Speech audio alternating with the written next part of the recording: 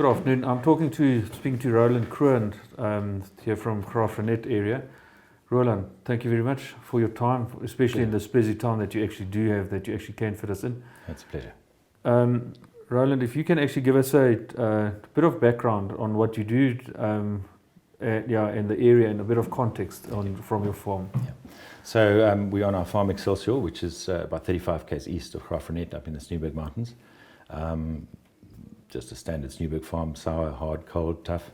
I've been living here for about 30 years, and my whole life has been about regenerative land management. That's my passion, and I've been extremely fortunate to be involved with some of the world leaders in this stuff right throughout my life, and I've had some amazing mentors, Alan Savory being one of them, Stan Parsons, Gerry Weber, Roland Kroon, my mum. So yeah, I've been very, very fortunate to be exposed to this really, really exciting thinking. And as it's evolved, it's like a windmill never was a windmill when it started. At first, it went through a whole process, and just like we're still learning, changing every day, accommodating new knowledge. You've got a very interesting concept of measuring animals. Or let's go back actually and actually say what is holistic management in that as well, because it is. You notice it coming in from Graaf Reinet that if you all of a sudden turn off on your farm, you actually have grass, where your neighbours don't, there's not a lot of grass in it. Yeah. So look, holistic management has got a lot of bad press because it's been judged as a grazing system. It's actually not a grazing system. Holistic management is a decision-making method, and it's a decision-making model which you try to accommodate as much complexity, or you try to manage the complexity of nature. Now, we as humans, we tend to break things down into little parts and manage them and then put them back together and expect the whole thing to work, which is great for a computer or a vehicle or something like that. But when you're dealing with an ecosystem, there are just so many things at play. And sure, grazing is a big part of holistic management, but holistic management starts with understanding what you want to achieve. So in our case here, we've got a regenerative mindset where we want to reclaim the land, we want it to be stable, we want it to be diverse, we want it to carry more animals than it traditionally could. We want our water cycle to be healthy, we want our mineral cycle to be healthy, energy flow, community dynamics, all those things. So it's really, you've got to put this picture out there and manage towards it. So with that, we've then, with holistic management, through the evolution of holistic management, we've identified a couple of things. The most important one, and actually not important, there are four really key insights. And the first one is holism. We've got to treat everything as interconnected. We only function in wholes. Humans, communities, ecosystems, the whole world just functions as wholes. There's no boundaries between one and the other. So if we recognize, and this was coined by Jan Smuts in 1926 or 28 in his book, Holism and Evolution. And holism is something which we've got to bring into, so even when we're dealing with a pest outbreak, you've got to look at what it is that's causing it, what are you influencing, what are the other things that are going on. So that's the first key insight. The second one is the concept of brittleness, and this is quite an important one because a lot of our grazing knowledge and agricultural knowledge comes from the wetter climates, Scotland, Europe, these sort of places. And they're the assumption, and so we've inherited this knowledge, which is then assuming that all landscapes will respond to in the same way to the same tools. So if we understand brittleness, it's not the amount of rainfall, it's the distribution of rainfall. So one extreme would be a non-brittle environment would be the Amazon, which would be high cycling, huge amount of plant life, huge amount of bacterial, microbial life going all the time. Right across, and the other extreme would be, for example, the Namib Desert, which gets no rain. Everything in between that. So if we take the seasonal rainfall parts of the world, which is 2/3 of the world's surface, you have a rainfall period and the period of dry. And what happens in that rainfall period is you have a huge accumulation of carbon or dry material, of plant material, which during the growing season can be cycled by microbes. The moment the end of the season comes, either through frost or end of the rain season, you then have to process that plant material to start of the next season. Note I say season, not year, because it's not calendar based.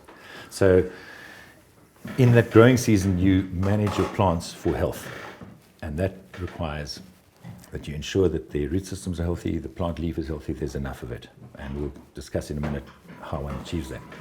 In the dormant season, you're trying to mobilize that carbon for the next season. Now, what happens in most of, particularly Southern Africa, is that you have this massive growth, and then the carbon block, and then they burn it. So all this hard-earned carbon comes in and goes straight back into the sky.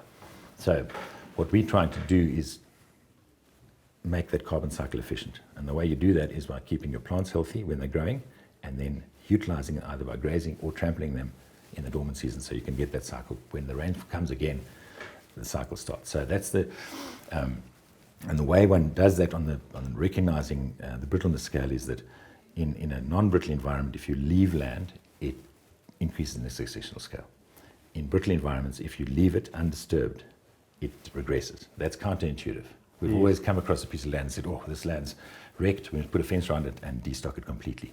That accelerates loss of diversity. So that's the one really counterintuitive point which we bring in. The third one is the role of herding animals in brittle environments. So we get this massive growth of green material, and then in traditional, before humans domesticated, we had huge herds of game and in the presence of pack-hunting predators, which kept them bunched. When they bunched, they stopped looking at their walking, they eat non-selectively, they dung and urinate and they concentrate. So effectively, what they can't graze, they trample and they dung and urinate, setting the seedbed, the fertilizer for next season. That's what happens traditionally. So all we've got to do, humans have broken that cycle, and we need to mimic it now. So that's the third key insight. The fourth one is the issue of time. Overgrazing is a function of time and not animal numbers. So when a plant grows, it starts off, and as it gets started, it's sacrificing its root reserves to get going. If you graze it there, you sacrifice root reserves. And if you graze it again before it's had a chance to replenish its root reserves, that's overgrazing. And one animal can do that in a paddock. And now that's what our problem is with our grazing systems in South Africa. This continuous grazing. Continuous grazing, and even when we say, there's some rotation going on, it's animals being in a camp in low animal numbers for long periods of time. So you're getting actually overgrazing taking place all the time. Obviously, you can't overgraze a plant when it's not growing, but the conventional thing is, okay, we had some rain, now we spread our animals all over land, and all you're doing is you're overgrazing plants instead of bringing them together and putting them on a planned graze, because then you're giving time control to all those plants. So those four are critical. Yeah, the problem with that overgrazing is that they overgraze the palatable grasses. Yeah, so it's this kind of thing. You go palatable. It's like they always talk about in the Holocaust. All the academics were, they were the last guys to go to the concentration camps, and they said to him, "Why didn't you leave?" And he said, "No, because I didn't think they'd get to us. They started with those guys, then they started with those guys, then they started going." And it's the same thing in grazing. They started with the best guys until they're gone, and the next best guys, and they're gone. And I think the exciting thing is that we don't know what our landscape could look like, because all we're doing is we're looking at this viewpoint of our little context now and saying, okay, that's what we've got. And we're starting to name plants as the best and this sort of thing. They're all that's left. So we really have this enormous capacity to move it the other way. So if we recognize those four key insights, that kind of sets us up for then understanding that the only four things we can manage in an ecosystem. There's the water cycle, the mineral cycle, the energy flow, which is solar, and the community dynamics, which is the dynamics of all life. So in holistic management, we create our dream. We look at the four eco blocks, those water, mineral cycle, energy flow, and community dynamics, and we manage those in the context of those four missing keys towards our preferred future. That's what holistic management is. Underneath that is your tools of fire, animal impact, technology, grazing, all that sort of stuff. Yeah. So it's a toolbox to manipulate a few bricks to create your house. That's what holistic management is. We all know, the whole of South Africa with the Meisner codes and that, you've got stocking areas depending on rainfall and vegetation. You've got a fascinating, where you actually do your stocking rate according to rainfall or 100 millimeters of rain. Can you explain that a bit? Yeah, sure. So let's just step back to what our, let's call it the government stocking rate is. Now, and it's remarkably accurate, because given the grazing capacity or carrying capacity of an area is determined, it takes into account not only the amount of rainfall, but the variability, temperatures, and all this sort of thing. But we get given a average carrying capacity. In my 30 years of farming, I've never once had average rain. Okay, so it then stands to reason that your carrying capacity is going to fluctuate around this norm. So it then stands to reason that, sure, we can use our government or our official carrying capacity as our benchmark. But we have to oscillate around that according to the season that presents us. So way back in, I think it was 94, we had a massive drought, and the Australians came out and we had a workshop here in Graaf Reinet, and there we developed something called the stock days per hectare per 100 mils. So what stock days per hectare is just number of animals times number of days divided by the size of the area. And that is effectively, it's the equivalent to kilograms of maize per hectare or tons per hectare or whatever, something like that. It's like in a crop field. That's our metric for understanding how many animal days we got off our land. Now, we then correct that on a 12-month rolling average of rainfall. So then we have what our stock days per hectare is per unit of rainfall. Okay, so it's called stock days per hectare per 100 millimeters of rainfall. So that becomes a predictive tool because you created this 12-month rolling average. And so if you can imagine my graph, that's your benchmark. And then this is your actual. So you're going to a wet season, and you might be up here overstocked. Going to wet season, you'd see the trend coming down, say, oh, that's good news. You can either restock to take the opportunity.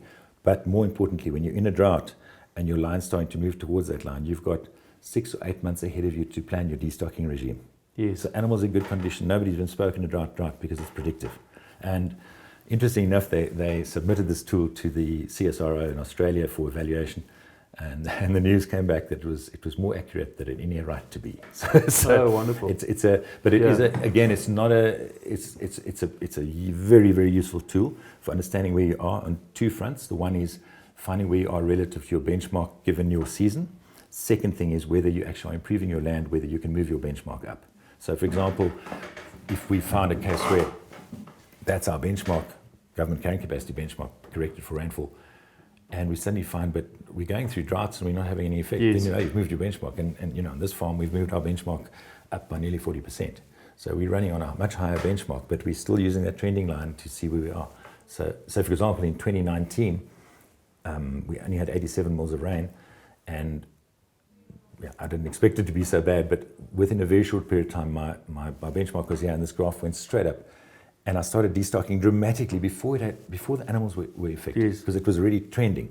And we destocked me back down to, within a very short time, we get back down. No impact on the field, on our land, no impact on the animals.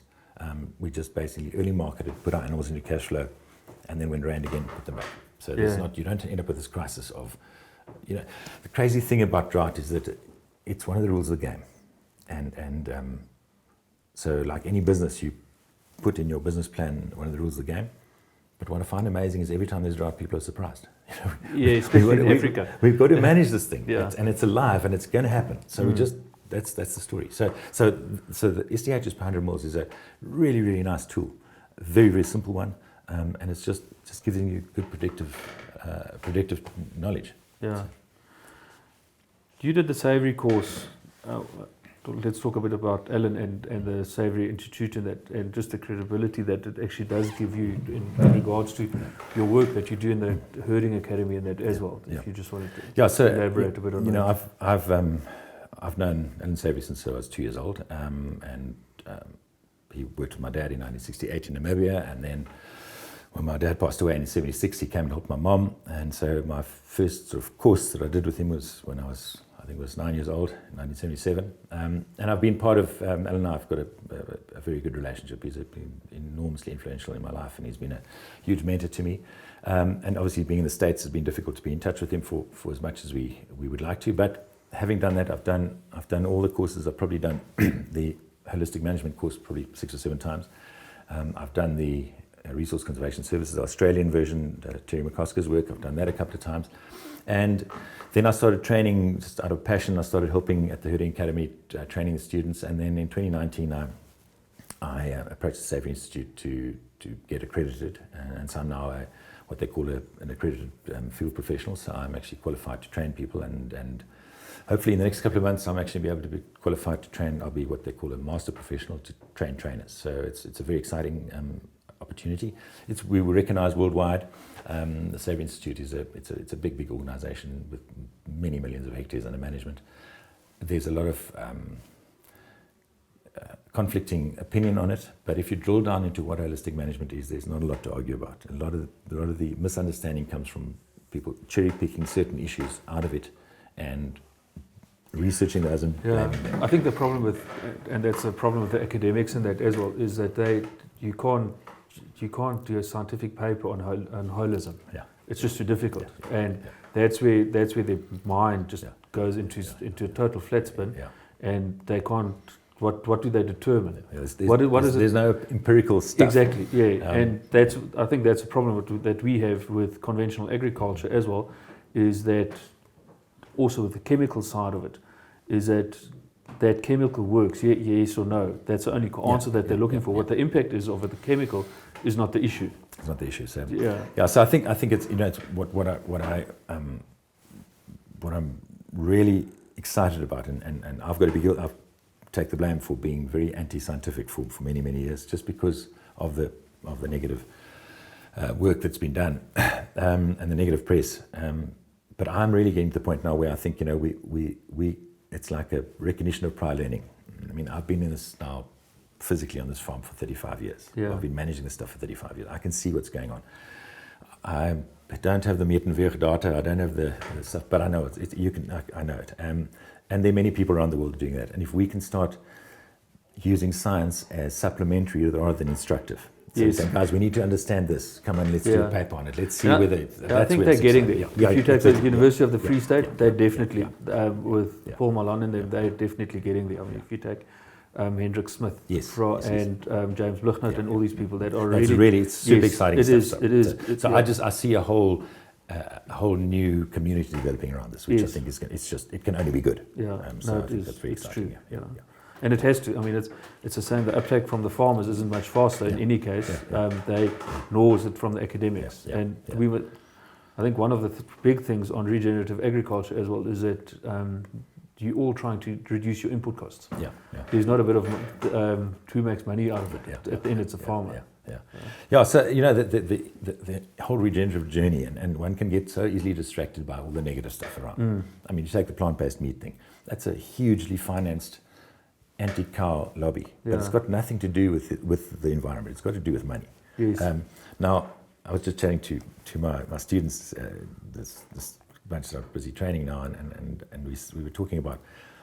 Everyone says how tough farming is, and it's everything out of your control, and this and that, the next thing. And sure, it is, and product prices and all this sort of stuff. But show me another business on the planet that gets its two most important inputs for free. Yeah. Sun and rain. We get those two inputs for free, and how we manage those to the end product is what determines whether we're in business or not. It's that simple. Yeah. So we've got to go right back to where we start. What are we? We're solar farmers. So let's make sure that we do that right, and everything else. If we start propping up this solar chain with non-renewable fuels and non-renewable fertilizers and chemicals, it's just designed to fail. Yes. So that's really, it's the water cycle. You mentioned it earlier on, but I mean it's crucial that the water stays on your farm. Yeah. So again, it's one of these things that we all talk about what our average rainfall is, or the amount of rain we get. That means nothing. How much did you keep? Yeah. So some of the work's been done in the Karoo where only 10% of the water stays on the land. So if you can up that hypothetically to 20%, you're moving yourself from a 350 mil rainfall to 700 mil rainfall area. Yeah. That's how powerful it is, and that's one of the reasons you're seeing some grass on this property is because I think we've gone a long way to improving that, because the water cycle is not only about ground cover, it's about how much humus and organic matter is in the soil. Once you put humus into the soil, you can hold 5 times its weight in water. So what we want to design our land is to accept water more easily and release it more slowly. Yeah. I think that's where fires are so destructive, and that as well is that it's. I mean, it's.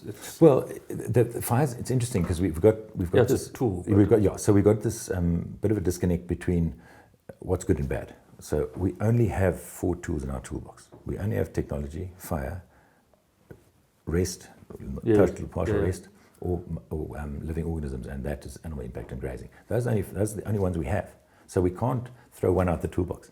Because there may be, there's been some really exciting work done now in the Kruger Park area where the grass is growing like crazy and they don't have the animals to do it. So they wait for some rain, they then do a singe burn or patch burn, and it only takes off the dead carbon, everything's alive, and then that creates an attractant for the animals to come in. So you've got to be very careful that you say one tool is good or bad.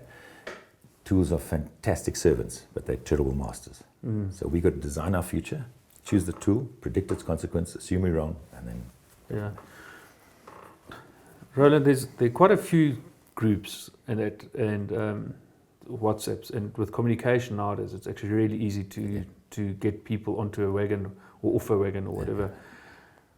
ultra high density, I think ultra high density grazing compared with fire and that as well is also just a tool. They're all tools. Yeah, I want you actually to elaborate a bit on that as well, if possible. Yeah, so if we go back to our 4 key insights at the beginning: time control, holism, brittleness, row of herding animals in brittle environments, and time control. Those are the 4 things. So what we're trying to manage is our growing season fodder for the next season and take it through. So there are a number of ways you can do it.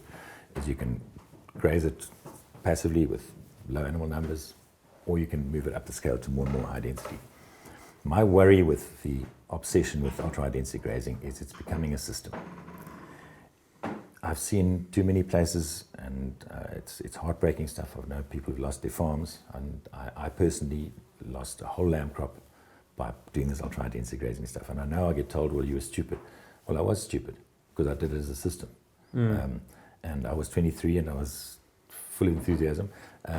And so invincible. Yeah, we don't for 1 minute doubt the capacity that ultra high density grazing as a tool in land management. Yes. But the moment you confuse it with a grazing system, you're in trouble. So very, very different things.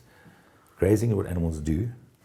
All our management on herds and the effectiveness and trying to cycle the carbon and trampling the soil, that's a totally different thing.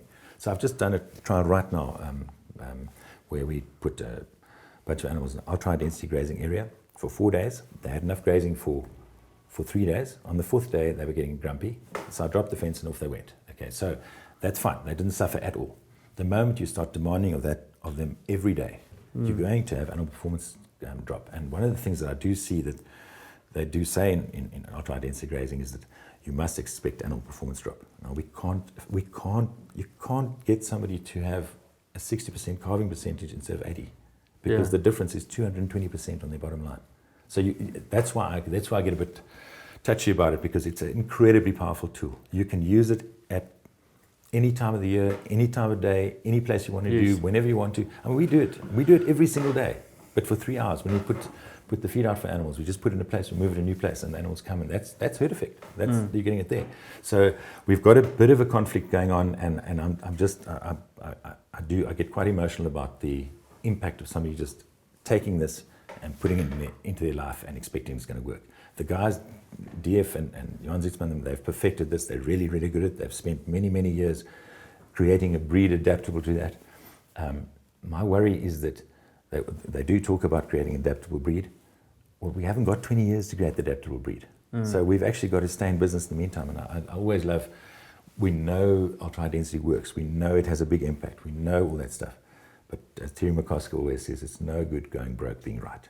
Yes. Okay, so we've got to manage our way. We've got to stay in business. Our third leg of the pot is our economics. We've got ecology, economics, and social. You've got to stay in business. And it's a transition. You can't just move over to one.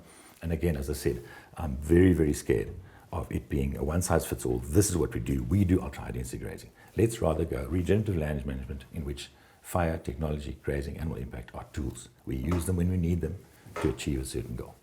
That's to me what it is.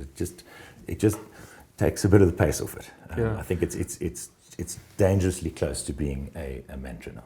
So. And the problem really is as well with ultra high density, or with the low conception and that, or the body with the production fall, and that as well is your replacement.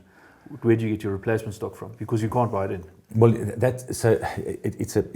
to me it's a completely conflicting concept. I mean, I just for interest sake, I was up with Alan 10 days ago, and we were discussing this, and I came back and I did just a stock flow on 40, 50, 60, 70, 80% conception rates. And you get to year 3, you've got no replacements. Yes. And then you're out of the game. Yeah. You know, you really are, you're in trouble then if you do, because you, as you say, how are you going to get, and so we've got to be, I need a lot of clarity on how one deals with the economic impact of this stuff. And the other thing that does worry me is when you start moving to people selling bulls and cows which are bred in ultra high density grazes as adapted animals, then the shift moves much like the plant-based meat. It moves from the principle of ultra high density grazing for regenerative land management to a marketing exercise. And that's where I think a lot of the disconnect. I mean, it happened with Bonsmaras, it happened with Tulis, it happened with Nguni's, it happened all this sort of stuff. So. The problem really is, and selling animals that are adapted to ultra high density grazing. If you sell a heifer now, or a cow, let's say 2-year-old or 3-4-year-old cow, and you say, well, she's well adapted, the guy that buys her must know her feeding program. Because if and that's what the people aren't honest about. I don't have a problem if people do ultra high density grazing and he feeds her. That's not an issue. He's got to get produce. But tell the guy that buys it. Well, I think that's absolutely that you've hit the nail absolutely on the head there. If we're going to be serious about regenerative agriculture, we have to be totally transparent. Yes. We actually have to give our information away because of otherwise it's got no value. Yeah. And I think the as we move along this journey, I just feel that, and this is, please understand, this is my context and the way I think about it. I've been burnt and I've seen pain. I've seen a huge amount of suffering with this stuff. It's, let's identify a piece of land. We go in there and say, okay, what's at fault? Okay, we've got moribund grass, we've got hard-capped soil. What tools we've got at our disposal? Okay, we can burn it, we can bring technology and we can rip it up, or we can bring a herd of animals and we can sleep in there overnight. That's ultra high density. Yes. But tonight, and then they go and grazing every day. You're doing exactly the same thing, but we're not making animals adapted. We're not putting feed regimes together. Sure, understanding rumen nutrition and understanding rumen function is essential, but that's essential to any animal management. So it's not peculiar to that industry. So I think we've got to be. I'm really, really concerned when I see publications on ultra-drukbeweiding is the antwoord vir die toekoms. I get terrified. I really do get terrified. I mean, we're doing a video, and hopefully it was supposed to be done 3 times already this year, or something, and on the risk mitigation of ultra-density grazing, because too many people go bankrupt. Yes. And it's they really see the arse. Yeah. I mean, it's spectacular. It's spectacular. You run off the edge, and and to come back, you really have to have a checkbook to back you to actually get out of that shit. Yeah. So that's exactly it. And I think the whole thing is how do we prevent incorporate in the training that this is a tool, and it's an incredibly powerful. It's like it's an absolutely beautiful tool. I mean, we do this. We remain a tool. Yeah, we sponsor. We do the Fritz van Oudtshoorn's veld evaluation at Dani Slobbert in Van Rooyen's whatever Van Rooyen's Rust in Reids. We actually pay Fritz to do the veld evaluations. It's spectacular what happens. I mean, the species of grass that he's got. Phenomenal. It is phenomenal. And also, I mean, what's nice in Dani, and you've also said it. He's got one section is not grazed, so they know animals come on it, and it's now just moribund biomass. But it's got if you take biomass as a carry capacity, it's high, but it's actually won't carry that amount of animals. See, and I mean, I'm glad you mentioned that, because part of our holistic context is this dream. We create this land, what it must look like. So it's not a universal. It's not for me. It's not a monoculture. It's a bit of overgrazed, a bit of overrested for the guinea fowls, for the partridges. Just manage for what you want. That's at the end of the day. And my worry is when you get this instruction from outside, you actually move the veto power. You've got to retain the veto power. When a guy comes to you, you must say, I want that, not I must have it. Because the moment you get to I must have it, you've moved the veto power to somebody else. And that's not how family businesses should function. I think one of the things with regenerative agriculture specifically is also creating a predator-prey relation, that your predator-prey relationship comes into balance in that. And you had a Facebook post, I really don't know where I saw it, and it was from you in regards to the grasshoppers last year, or locusts. I wouldn't call them grasshoppers because these were locusts. So again, if one thinks about the holistic context and the holistic decision, that's why I kept coming back to a decision-making model. So you're faced with an issue, and now you have a knee-jerk response. The law requires you to spray locusts or report them. My question is that over the last 50 years, we've spent 500 million rand on locusts. There's not one locust less today than there was then. So clearly what we're doing is not working. The same with our jackal management. There are no less jackals than they were 20 years ago. So why we keep knocking our heads on this wall and taking a discipline every time the headache comes? So it's just a question of saying.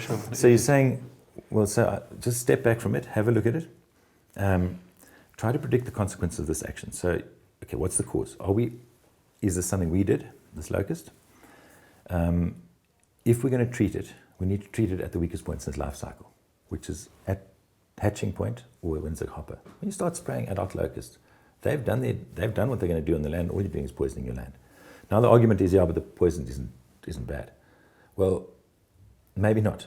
But go and look at the label. The label says toxic to fish and bees. Like bees are the only most important thing to keep us alive on this planet, and it's toxic to fish and bees. So I'm saying, well, let's think about this, because we haven't predicted the consequences. There's in a cup of soil, there's over 6 million organisms. We don't know those guys, and we're putting soil poison down. We're putting poison on the locusts. The tortoises are eating because it's high protein. So I watch kudos eat them. I watch dogs eat them. I watch tortoises eat them. I watch Graving, Franklin eat them. Graving don't eat animals, but they were trying them because there's just protein storm. The other thing, then you go and look, and once they've gone, you sit down and you look, and there's just mulch all over the farm. I mean, I calculated it's thousands of tons of mulch they put down on the land here. Via droppings. Via their droppings. And off they go. They've done their job, and I can't wait to see what happens when it rains. And then we did some research and found out that, since the removal of the trekbokke, the locust is the single biggest herbivore in the Karoo. And it has to come around every couple of years to take this material off and put it on the ground, otherwise our carbon's not going to cycle.